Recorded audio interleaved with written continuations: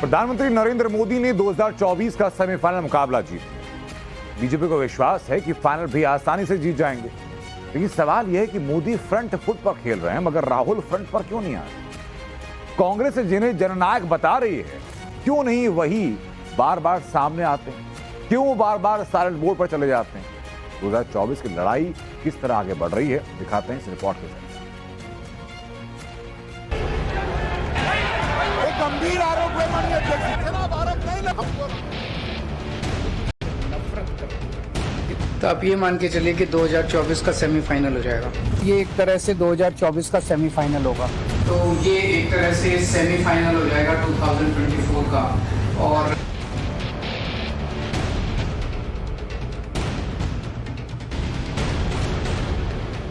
तो ये आप इसको 2024 का सेमीफाइनल मानिएगा, फिर मैसेज ये होगा कि 2024 में मोदी जी की सरकार नहीं आ रही। ये एक तरह से सेमीफाइनल होगा 2024 का।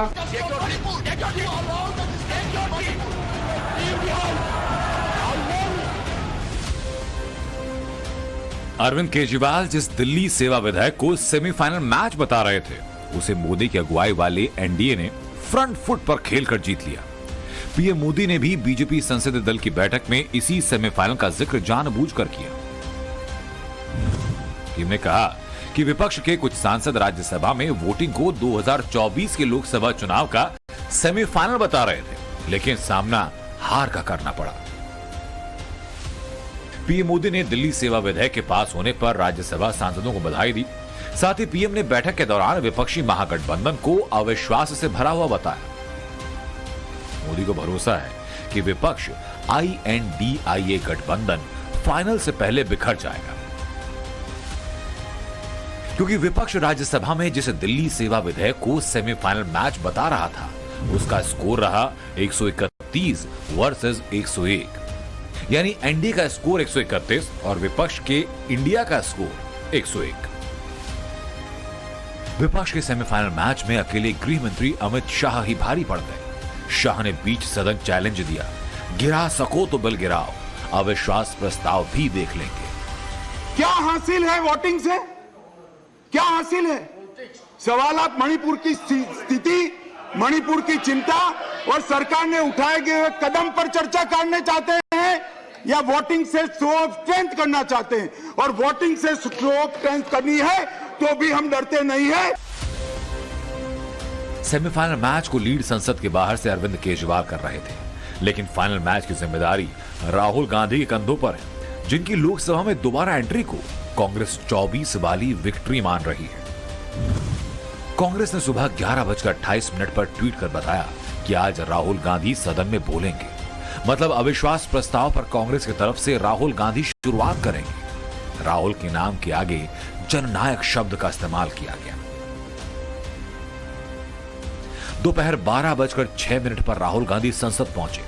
इस बार भी कांग्रेस ने जननायक शब्द को हाईलाइट किया। माहौल जबरदस्त बनाया जा रहा था, मगर बहस शुरू हुई तो सीन से राहुल गांधी गायब। कांग्रेस को मिले 69 मिनट में से 39 मिनट गौरव गोगोई ने 3 सवाल पूछने में लगा दिए। आपके दफ्तर के अंदर क्या बातचीत हुई है? क्या हम बताएं कि प्रधानमंत्री मोदी जी ने आपके दफ्तर के अंदर क्या क्या बातें की हैं? हम नहीं कहते। कोविड के चाहिए माननीय अध्यक्ष जी, बताना चाहिए, बताइए। एक गंभीर आरोप है माननीय अध्यक्ष जी, बताइए।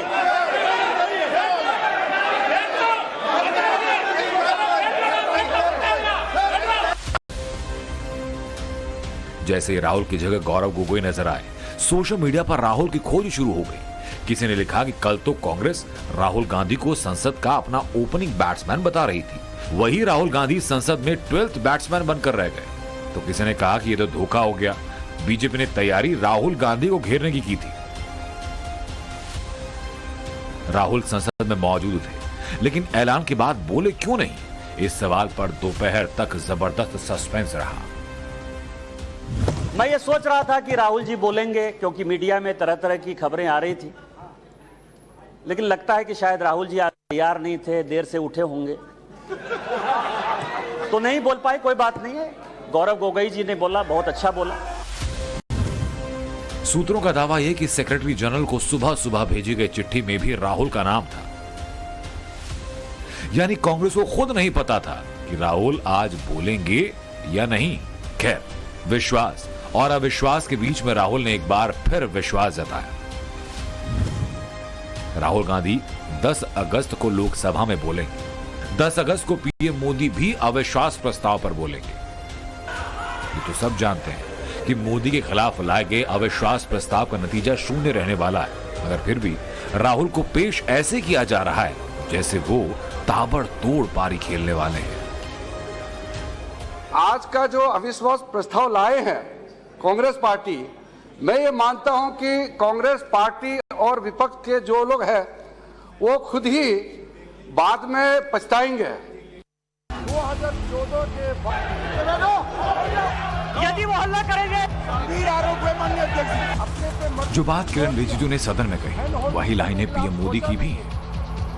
पीएम मोदी ने विपक्ष के अविश्वास प्रस्ताव को एनडीए के खिलाफ ना मानकर विपक्षी INDIA पर एक प्रयोग माना है। मोदी से पहले बीजेपी के 20 सांसद सरकार का पक्ष रखेंगे। इन्होंने मणिपुर की बात की और पूरे देश को नहीं, पूरे संसद को जो है इन्होंने चैलेंज किया कि आप लोग में से बहुत लोग मणिपुर नहीं गए होंगे, मणिपुर नहीं देखा है आपने। मैं मणिपुर के इतिहास का भुक्तभोगी हूं। मेरे मामा NK तिवारी 73 में अपनी पैर जो है वो गंवा चुके मणिपुर में, और 1989-90 में मणिपुर में उनके ऊपर अटैक हुआ। CRPF के वो DIG हुआ करते थे। और जो जगमोहन जी ने अपनी किताब लिखी है माई फ्रोजन टर्बुलेंस इन कश्मीर, उसमें उन्होंने 10 बार जिक्र किया है कि यदि NK तिवारी जैसे अफसर नहीं होते तो शायद कश्मीर नहीं बचा पाते।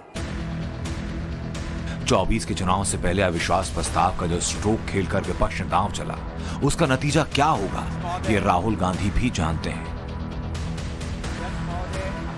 और 26 दलों के वो नेता भी जो मोदी को हराने का सपना देख रहे हैं। हालांकि जिस तरह कांग्रेस ने राहुल गांधी वर्सेस नरेंद्र मोदी का समीकरण बनाने की कोशिश की, वो बताता है कि कांग्रेस राहुल की इमेज को मेकओवर करना चाहती है।